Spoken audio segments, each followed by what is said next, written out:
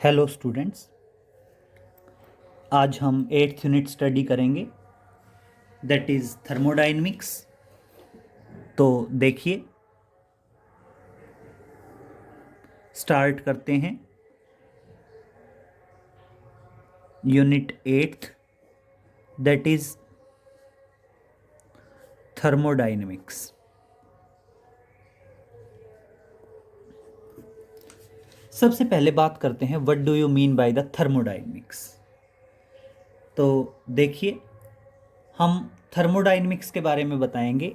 It is simply the branch of science कह सकते हैं, या कह सकते हैं branch of physics, in which we deals with the transformation of heat into various types of other energies or work done। Means thermodynamics जो है physics की ब्रांच है जिसमें हम हीट एनर्जी के ट्रांसफॉर्मेशन के बारे में पढ़ते हैं इनटू वेरियस फॉर्म्स। सबसे पहले बात करते हैं थर्मल इक्विलिब्रियम। सबसे पहले एक छोटी सी स्टेटमेंट आती है, that is thermal equilibrium. Thermal equilibrium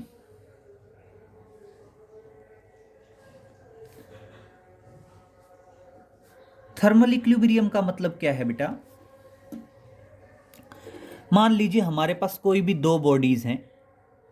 अगर हम दोनों बॉडीज को एक दूसरे के साथ टच करते हैं, एक दूसरे के कांटेक्ट में लाते हैं, और दोनों के बीच में कोई हीट का ट्रांसफर नहीं होता है, ना तो यहां से यहां ना यहां से यहां, मतलब हम दो बॉडीज को एक दूसरे के टच में लाएं और दोनों के बीच में कोई हीट का एक्सचेंज या ट्रांसफर ना हो, तो इसका मतलब ये दोनों बॉडीज किस में हैं? थर्मल इक्विलिब्रियम में हैं। मीन्स हम थर्मल इक्विलिब्रियम को टेम्परेचर की टर्म्स में भी बता सकते हैं कि अगर दोनों बॉडीज का टेम्परेचर सेम होगा और अब हम इन दोनों को एक दूसरे के कांटेक्ट में लाएंगे तो कोई हीट का एक्सचेंज नहीं होगा और दोनों बॉडी किस में होंगी? थर्मल इक्विलिब्रियम में होंगी। तो देखना, टू बॉडीज और system in contact are said to be in thermal equilibrium if both are at the same temperature, या कह सकते हैं when there is no transfer of heat between them। तो देखिए क्या बताओगे? Two bodies in contact are said to be in thermal equilibrium. Two bodies in contact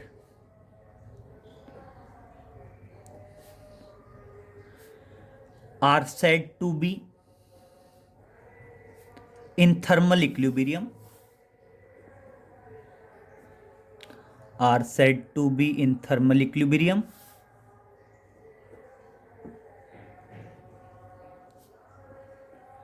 if there is no transfer of heat, there is no transfer of heat between them, no transfer of heat between them, या फिर कह सकते हैं that is both are at the same temperature, that is both are at the same temperature। Means अगर दोनों की दोनों bodies किस पे हों? सेम टेम्परेचर पे हों, तो हम क्या कह देंगे? Both the bodies are in thermal equilibrium. अब इसी से रिलेटेड एक आता है जीरोथ लॉ ऑफ थर्मोडायनेमिक्स। तो देखिए नेक्स्ट है, that is zeroth law of thermodynamics. Zeroth law of thermodynamics.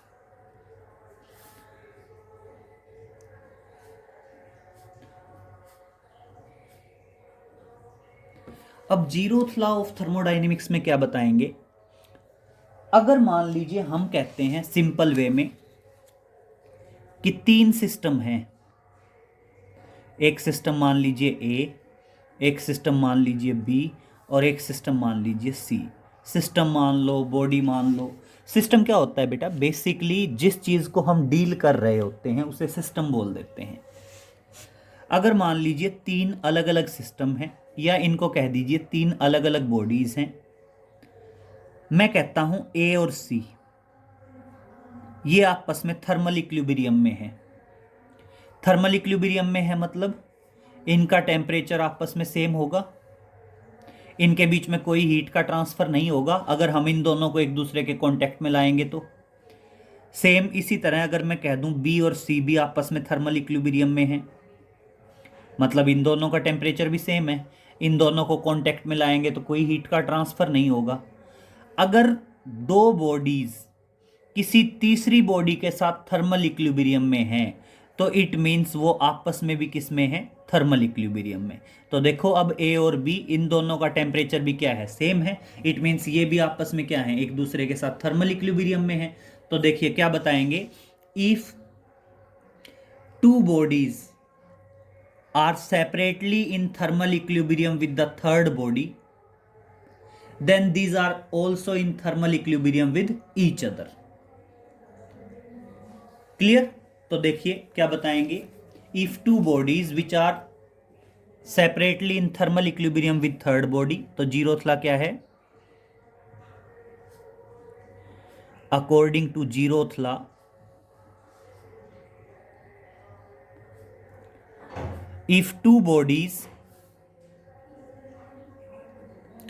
if two bodies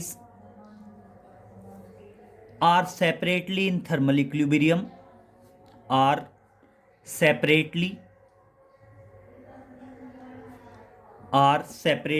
in thermal equilibrium with third body, separately in thermal equilibrium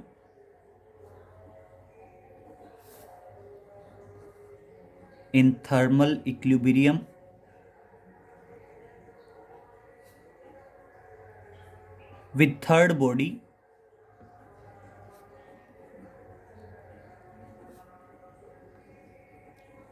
अगर हम ये कहते हैं कि दो बॉडी सेपरेटली अलग अलग थर्मल इक्विलिब्रियम में है किसी तीसरी बॉडी के साथ, then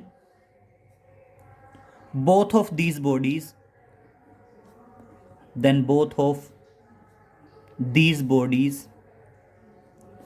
are in thermal equilibrium with each other, are in thermal equilibrium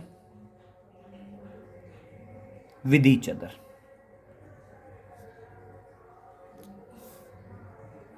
clear हुआ कि अगर दो बॉडीज किसी तीसरी बॉडी के साथ थर्मल इक्विलिब्रियम में हैं तो इसका मतलब वो आपस में भी क्या है बेटा, एक दूसरे के साथ थर्मल इक्विलिब्रियम में है। क्लियर। नेक्स्ट एक आता है बेटा, that is thermodynamic state variables, या उनको हम कह देते हैं थर्मोडायनेमिक्स वेरिएबल। थर्मोडायनेमिक वेरिएबल्स क्या होते हैं, that is thermodynamic variables, that is thermodynamic variables. तो थर्मोडायनेमिक वेरिएबल्स क्या बताएंगे, थर्मोडायनेमिक वेरिएबल्स में बताएंगे जैसे आपका प्रेशर है, टेम्परेचर है, वॉल्यूम है, किसी भी बॉडी की इंटरनल एनर्जी है, ये सब चीज़ें क्या होती हैं, एक थर्मोडायनेमिक प्रोसेस में चेंज होती हैं और इन्हें हम क्या कह देते हैं, थर्मोडायनेमिक वेरिएबल्स कह देते हैं। तो देखिए क्या बताएंगे, द क्वांटिटीज या द पैरामीटर्स कह दीजिए, या द क्वांटिटीज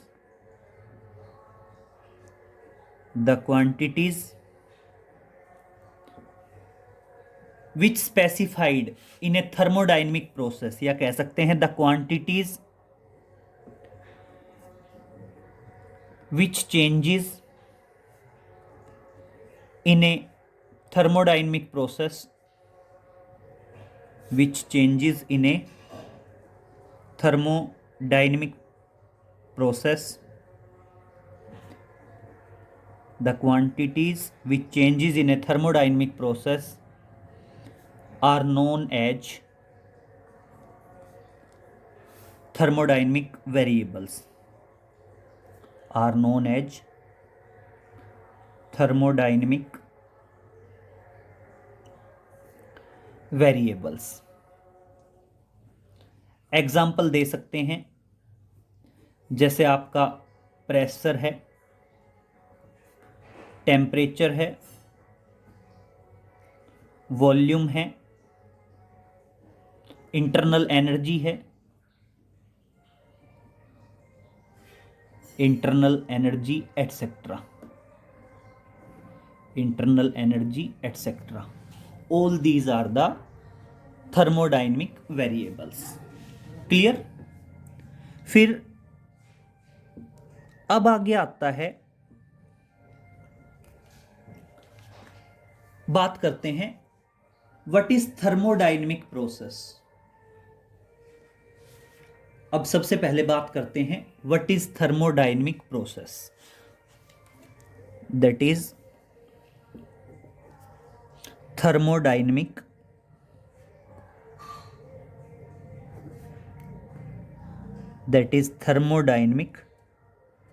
प्रोसेस। तो देखिए, थर्मोडायनेमिक प्रोसेस क्या बताएंगे? कोई भी वो प्रोसेस जिसमें थर्मोडायनेमिक वेरिएबल्स चेंज होते हैं। मतलब दोनों को हम एक दूसरे के कोरस्पॉन्डिंग भी डिफाइन कर सकते हैं। थर्मोडायनेमिक वेरिएबल्स बता सकते हैं वो क्वांटिटी जो एक थर्मोडायनेमिकल प्रोसेस में चेंज होती है। एग्जांपल हमने बता दिया, pressure, temperature, volume, internal energy, enthalpy. वैसे ही हम थर्मोडायनेमिक प्रोसेस क्या बता सकते हैं? The process in which thermodynamical variables changes. तो देखिए क्या बताएंगे, the process in which the thermodynamic variables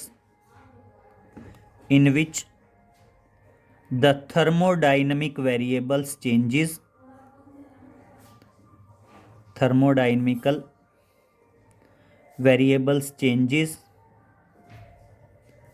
is known as thermodynamic process, known as thermodynamic process. Clear? जिस प्रोसेस के अंदर थर्मोडायनेमिकल वेरिएबल्स चेंज होते हैं उस पर्टिकुलर प्रोसेस को हम क्या कहते हैं? थर्मोडायनेमिक प्रोसेस कहते हैं। अब थर्मोडायनेमिक प्रोसेस की वेरियस टाइप्स क्या बताएंगे? आप सिंपल कहेंगे following are the types of thermodynamical process, या थर्मोडायनेमिकल प्रोसेस की टाइप क्या क्या है, तो सिंपल कह देंगे following are the various types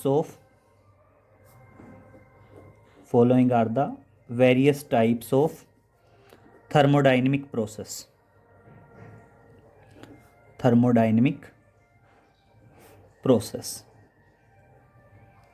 thermodynamical process basically following types के हैं। इसमें सबसे फर्स्ट आता है आइसोथर्मल प्रोसेस,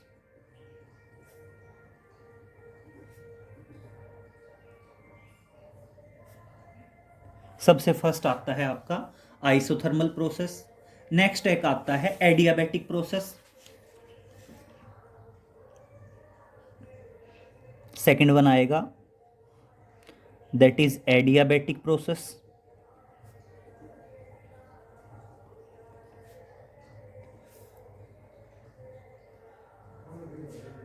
नेक्स्ट आएगा आपका आइसोबारिक प्रोसेस,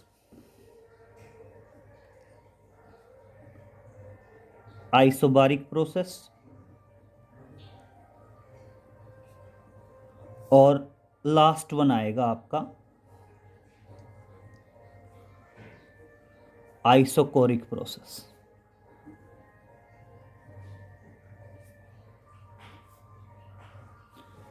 एक आएगा आइसोकोरिक प्रोसेस। तो बेसिकली हम इन चारों के बारे में पढ़ेंगे और इस पर्टिकुलर यूनिट में तो हम आइसोथर्मल और एडियाबैटिक प्रोसेस को ही डील करेंगे।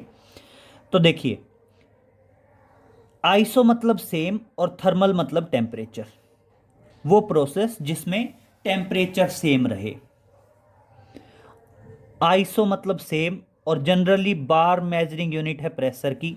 तो आइसोबारिक प्रोसेस होता है वो प्रोसेस जिसमें आपका प्रेशर सेम रहे।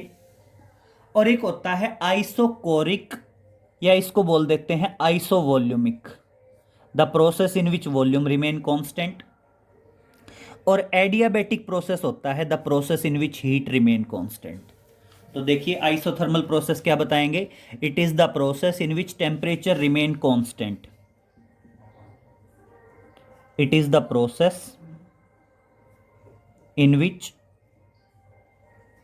Temperature remain constant, in which temperature remain constant, या सिंपल वे में कह सकते हैं during the isothermal process temperature doesn't changes. एक आइसोथर्मल प्रोसेस के अंदर आपका टेम्परेचर चेंज नहीं होता। सेम आया एडियाबैटिक प्रोसेस, इसमें क्या बताएंगे, it is the process in which heat remain constant, in which heat remain constant। Clear हुआ। एडियाबैटिक प्रोसेस वो प्रोसेस है जिस पर्टिकुलर प्रोसेस में हीट क्या रहेगा, कांस्टेंट रहेगा। सेम आया isobaric process, it is the process, it is the process in which pressure remain constant, in which pressure remain constant। Clear. वो प्रोसेस जिस पर्टिकुलर प्रोसेस के अंदर आपका प्रेशर क्या होता है, कांस्टेंट होता है। नेक्स्ट है आइसोकोरिक प्रोसेस। आइसोकोरिक प्रोसेस को क्या बता देंगे, it is the process, it is the process in which volume remain constant, volume remain constant। वो पर्टिकुलर प्रोसेस जिस प्रोसेस के अंदर आपका वॉल्यूम क्या होता है, कांस्टेंट होता है, उस पर्टिकुलर प्रोसेस को हम क्या कह देते हैं, आइसोकोरिक प्रोसेस कह देते हैं। क्लियर। अब देखिए नेक्स्ट चलते हैं। नेक्स्ट कुछ छोटी छोटी डेफिनेशंस और आ जाती हैं जिसमें हम इंटरनल एनर्जी वगैरह के बारे में पढ़ते हैं। तो सबसे पहले हम डील कर लेते हैं, दैट इज इंटरनल एनर्जी।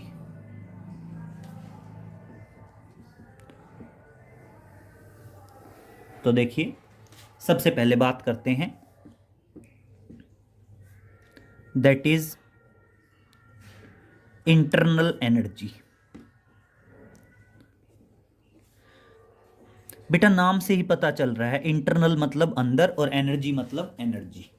किसी भी बॉडी के अंदर जो एनर्जी होती है उसको क्या कहते हैं, इंटरनल एनर्जी कहते हैं।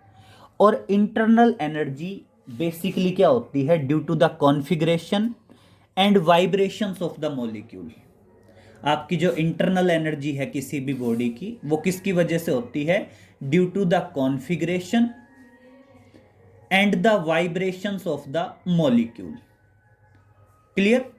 और हम सिंपल वे में बता देते हैं, इंटरनल एनर्जी को हम यू से डिनोट करते हैं, क्या बताएंगे, it is the energy, it is the energy which is due to the configuration and vibrations of the molecule,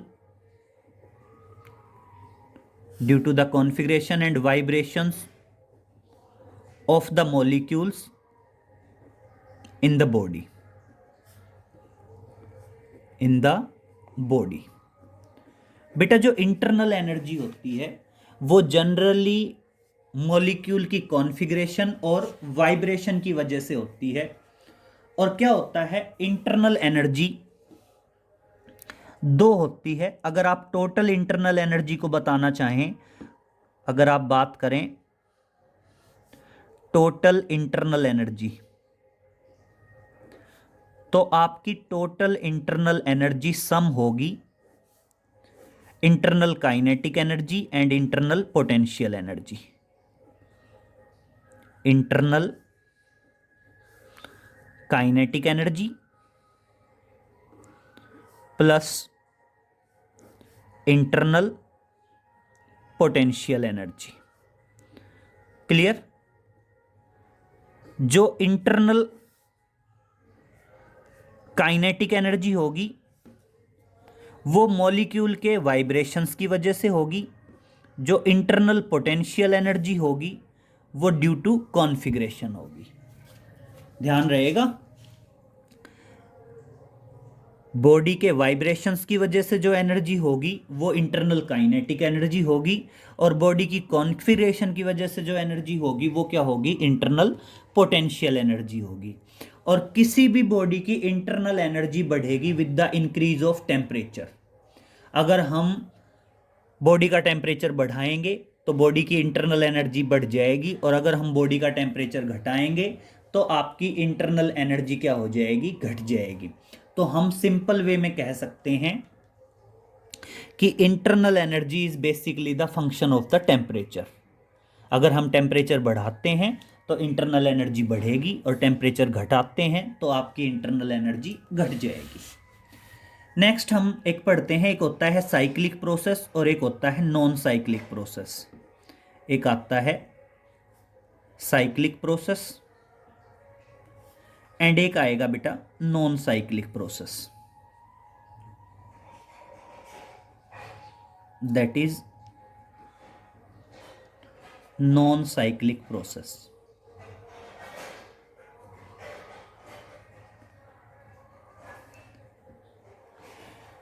जैसे बेटा हम केमिस्ट्री में बोलते हैं केमिकल रिएक्शन, तो केमिकल रिएक्शन में क्या होती है? कोई एक स्टेट या कंडीशन होती है, और अगर कोई रिएक्शन नंबर ऑफ चेंजेस के बाद वापस उसी जगह पे वापस आ जाए तो उसको बोल सकते हैं हम साइक्लिक रिएक्शन।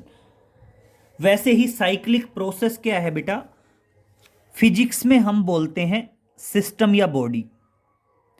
अगर कोई भी सिस्टम नंबर ऑफ चेंजेस के बाद वापस अपनी इनिशियल स्टेट में आ जाए, जैसे वहां पे हम बोलते थे केमिकल रिएक्शन में हम बोलते हैं that is reactant product. Chemical reaction में हम रिएक्टेंट और प्रोडक्ट दो चीजें समझते हैं। वैसे ही फिजिक्स के अंदर जो प्रोसेस होता है उसमें हम बोलते हैं इनिशियल स्टेट एंड एक होता है फाइनल स्टेट। अगर कोई सिस्टम नंबर ऑफ चेंजेस के बाद वापस अपनी इनिशियल स्टेट में आ जाए तो उस प्रोसेस को क्या कहा जाता है? साइक्लिक प्रोसेस कहा जाता है। तो क्या बताएंगे? It is the process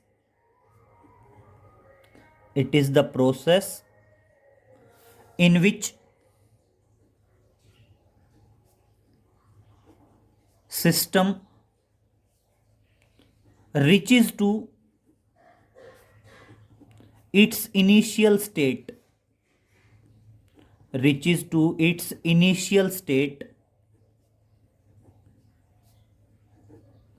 after the number of changes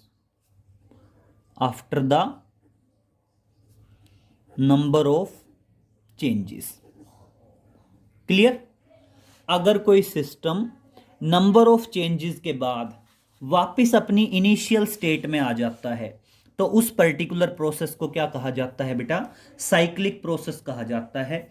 इसी तरह नॉन साइक्लिक प्रोसेस क्या होता है? इसी तरह नॉन साइक्लिक प्रोसेस में बताओगे it is the process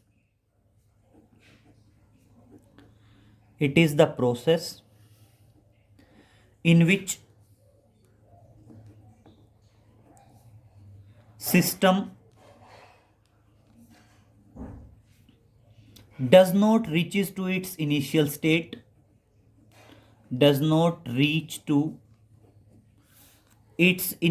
state after the number of changes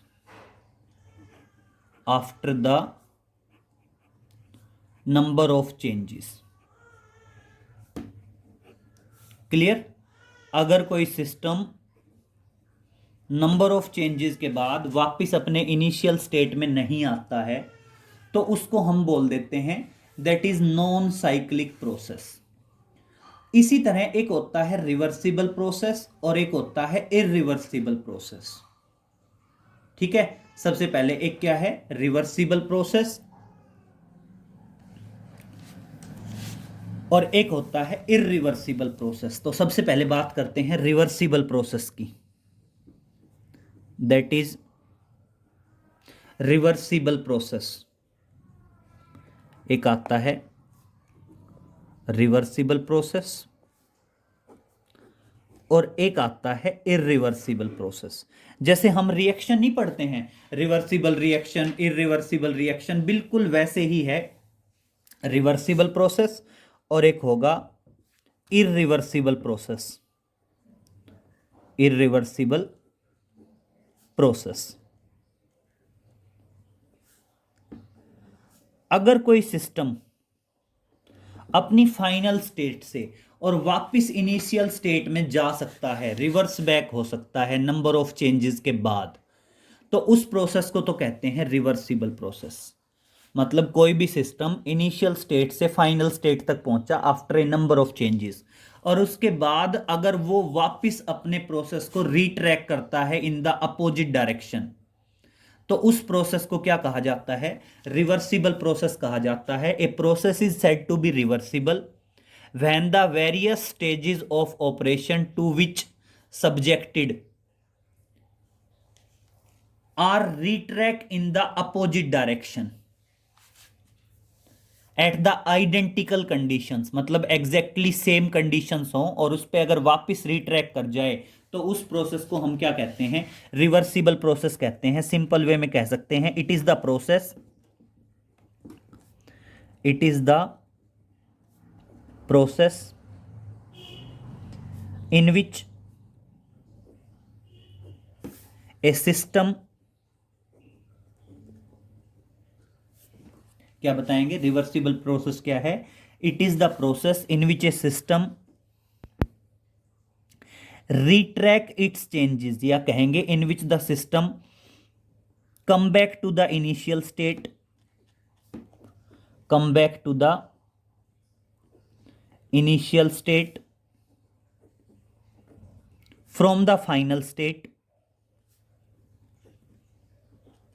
from the final state after a number of changes, from the final state after the number of changes under identical conditions, under identical conditions. Clear? Identical conditions का मतलब क्या है, same pressure temperature की conditions में अगर वापस आ जाता है तो उस पर्टिकुलर प्रोसेस को क्या कहा जाता है, रिवर्सिबल प्रोसेस कहा जाता है। इसी तरह इरिवर्सिबल प्रोसेस क्या बताएंगे, इरिवर्सिबल प्रोसेस में हम कह सकते हैं a process which can not be retract to its original state is called irreversible process. तो देखिए क्या बताएंगे, a process in which system cannot be retract, it is the process, it is the process in which the system cannot retract, in which the system cannot be retract, cannot be retract to its initial state कह दो या original state कह दो, retract to its original state, it is the process in which the system cannot be retract to its original state is known as irreversible process। Clear? तो क्या बताएंगे, it is the process in which the system can not be retract to its original state, जिसमें आपका system वापस रिट्रैक होके अपनी original condition में नहीं जा सकता, उसे हम क्या कह देते हैं, that is the irreversible process. Clear. इसी तरह एक आता है quasi static process. Quasi static process क्या बताएंगे, क्वासी स्टेटिक प्रोसेस होता है जो वेरी वेरी स्लो स्पीड पे हो, उस प्रोसेस को हम क्या कह देते हैं, क्वासी स्टेटिक प्रोसेस कह देते हैं। तो ये कुछ छोटी छोटी डेफिनेशंस हैं, इतना कर लेंगे, बाकी आगे नेक्स्ट लेक्चर में इसको फर्दर कैरिड आउट करेंगे। Okay, thank you.